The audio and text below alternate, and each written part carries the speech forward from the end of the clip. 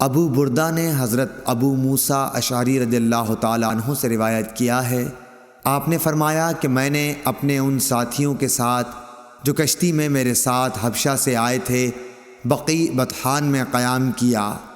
اس وقت نبی صلی اللہ علیہ وسلم مدینہ میں تشریف رکھتے تھے۔ ہم میں سے کوئی نہ کوئی عشاء کی نماز میں روزانہ باری مقرر کر کے نبی کریم صلی اللہ علیہ وسلم کی خدمت میں حاضر ہوا کرتا تھا۔ اتفاق سے میں اور میرے ایک ساتھی ایک مرتبہ آپ کی خدمت میں حاضر ہوئے۔ آپ اپنے کسی کام میں مشغول تھے۔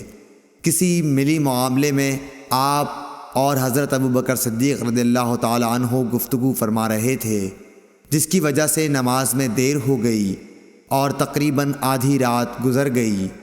پھر نبی کریم صلی اللہ علیہ وسلم تشریف لائے اور نماز پڑھائی۔ نماز پوری کر چکے تو حاضرین سے فرمایا کہ اپنی اپنی جگہ پر وقار کے ساتھ بیٹھے رہو اور ایک خوشخبری سنو۔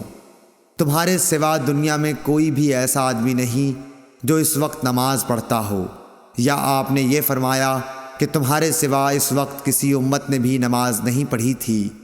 یہ یقین نہیں کہ آپ نے ان دو جملوں میں سے کون سا جملہ کہا تھا۔